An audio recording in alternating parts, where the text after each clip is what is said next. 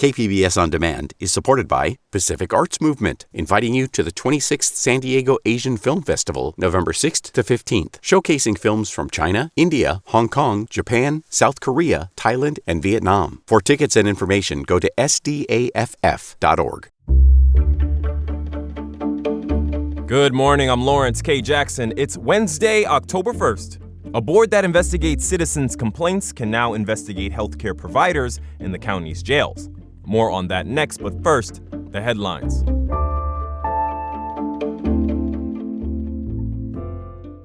The San Diego City Council has delayed voting on a series of increases to water and sewer rates.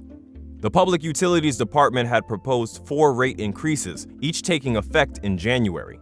By 2029, water would be 62.5% more expensive in San Diego than it is today. Councilmember Sean Elo Rivera acknowledged the high cost of running the system, but thinks that cost shouldn't fall solely on ratepayers. He asked for an analysis of other measures to generate revenue, like leasing out reservoirs to solar projects. That analysis should also outline the way that potential revenue, if generated, could provide relief to working families, locally owned small businesses, and seniors who would feel the benefits the most. The council will take up the water rates again on October 28th. The Ninth U.S. Circuit Court of Appeals this week declined reconsidering a ruling it made earlier.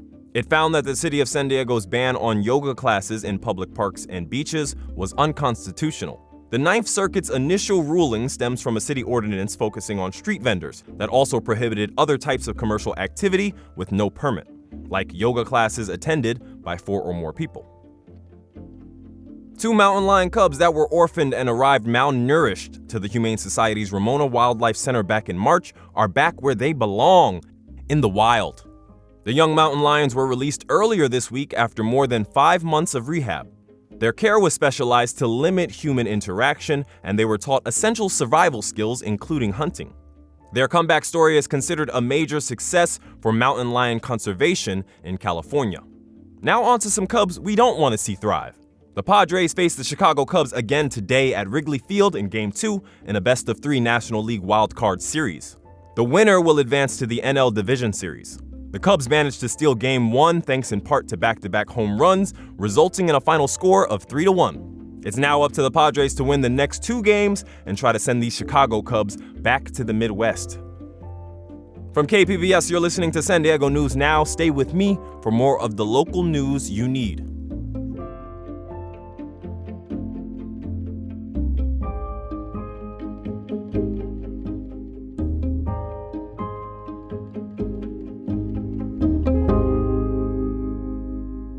Hello, this is Dr. Michael Lalage, Medical Director and Chief of Staff for Kaiser Permanente San Diego. For more than 50 years, San Diegans have entrusted their health care to us. Our care and coverage connect to provide medical care tailored to each member. With our integrated network of primary and specialty care, we work together using evidence-based medicine to help deliver positive results. We believe in a healthy and engaged life, with good beginnings and dignified endings. We believe that life, liberty, and the pursuit of happiness requires total health, including equal access to high-quality, affordable health care. At Kaiser Permanente, our cause is health. Our passion is service. We work to help make lives better. To learn more, visit kp.org/San Diego.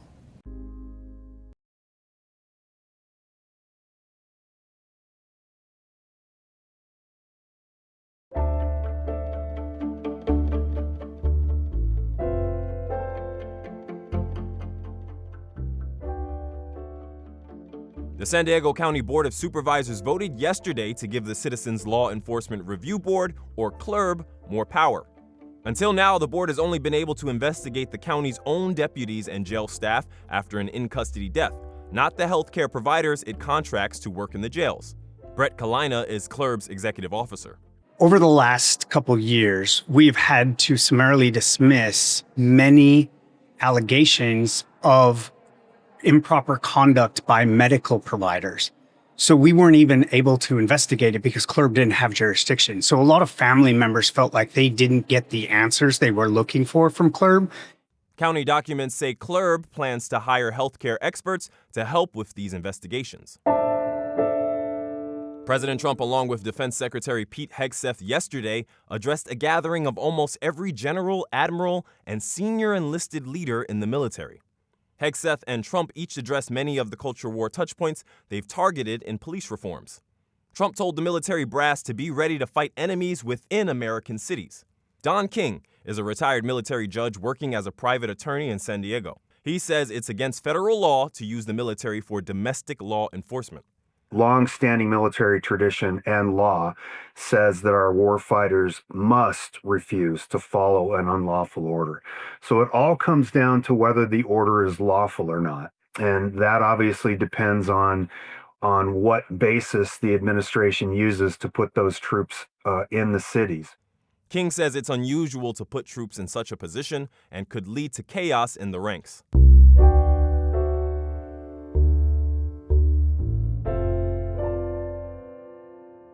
Headlines these days can be scary. Troops in U.S. cities, an assassination of a popular conservative, armed mass agents conducting ICE raids, runaway food, healthcare, and housing costs. The daily grind of bad news can feel like an assault. Debbie Cruz spoke to Amita Sharma about the impact it has on our health. Amita, we've talked to so many people about how stressful and exhausting the news is now. What's its impact on us? Well, no newsflash here, Debbie. People feel beaten down physically. Chronic stress, especially over matters we cannot control. A bad boss, traffic, the news, spikes the hormone cortisol in our system. There's this neuroscientist at Stanford University by the name of Robert Sapolsky. He wrote the book, Why Zebras Don't Get Ulcers. And he says that natural stress response helps us react to threats. So imagine a zebra being chased by a starving lion in the wild. Now, the zebra's stress is short-lived. It escapes or it gets eaten. But Sapolsky says humans are perpetually living in anxiety, which knocks us out of balance and can trigger stress-related illnesses, diabetes, high blood pressure, heart disease.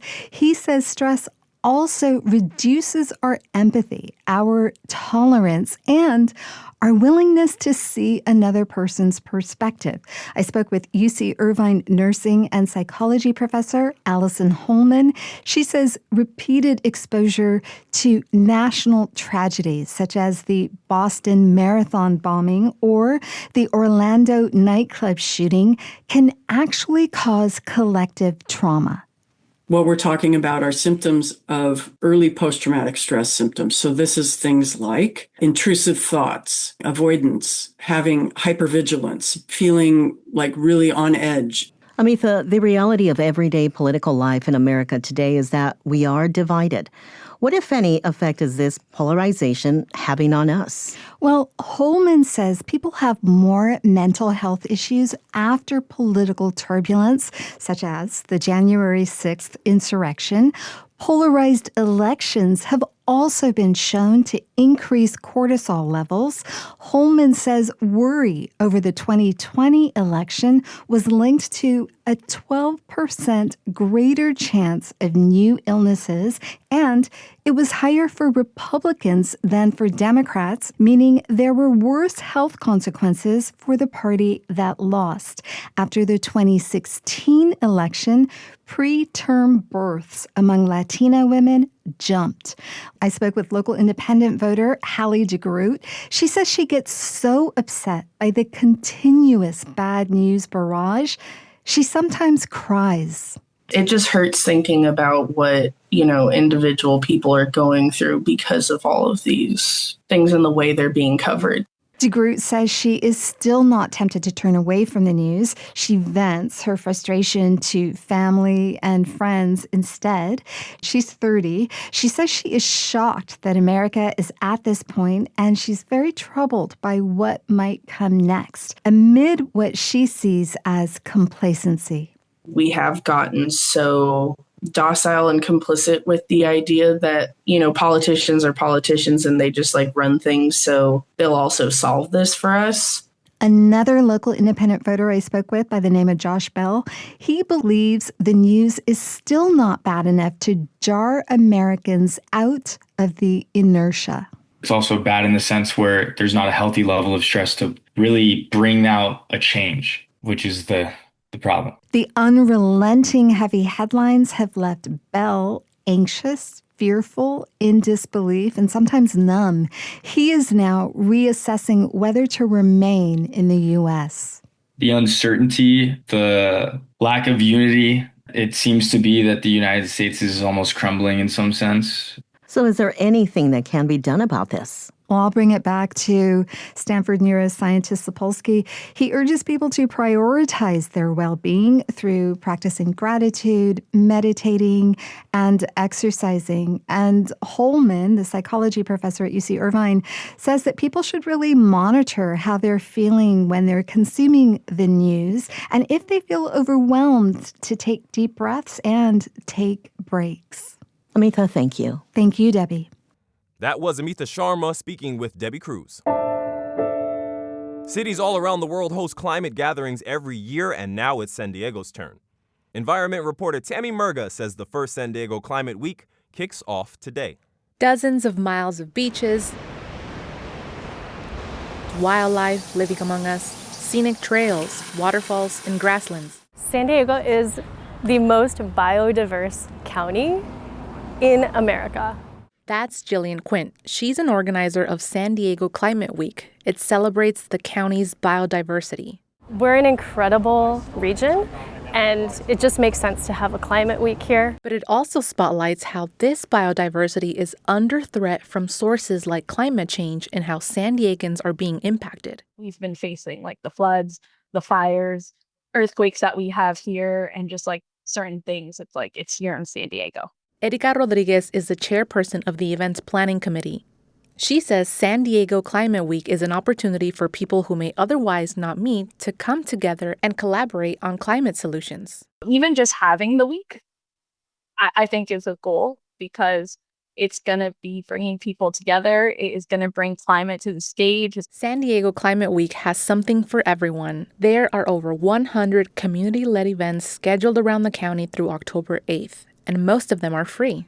One of the central topics of the inaugural event is the Tijuana River sewage crisis. It's why Carolyn Iveas of North Park says she decided to volunteer. She hopes a panel discussion Friday will help create urgency around stopping the pollution. How we can develop governance structures to help, this really unfortunate environmental catastrophe that's unfolding in our community that is kind of an unspoken disaster. One anchor event on Saturday focuses on learning environmental stewardship from Indigenous leaders. Organizer Jillian Quint again. The location is the Water Conservation Garden out in East County, and they're going to be bringing the Indigenous perspective around caring for the earth, restoring the land, and regenerating the soil together. For all the details, visit sdclimateweek.com. Tammy Murga, KPBS News. The week-long event kicks off today at 5 p.m. with a community bike ride and a panel on clean air at Balboa Park.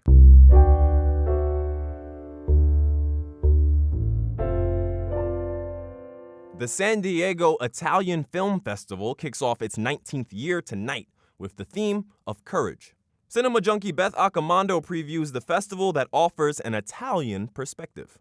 The San Diego Italian Film Festival opens with the theme of courage across 8 short films at Digital Gym Cinema.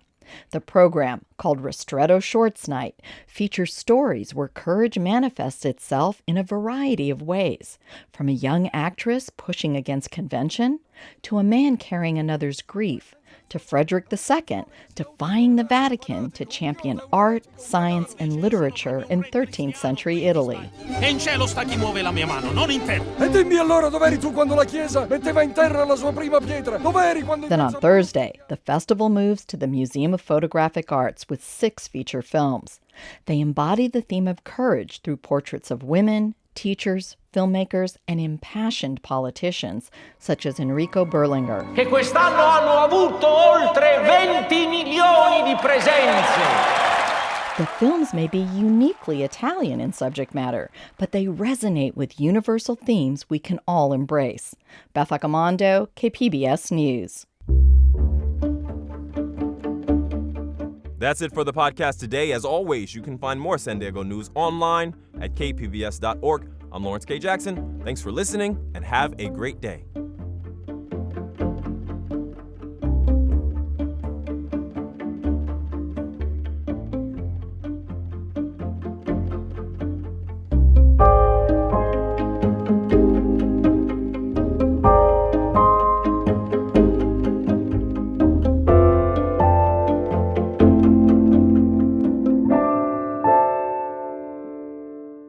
KPBS On Demand is supported by Markel Design and Remodeling, helping homeowners with their home remodeling needs. From ADUs to kitchen remodels, room additions, and custom homes, Markel Design and Remodeling can help homeowners design and build their dream homes. More at trustyourhometous.com.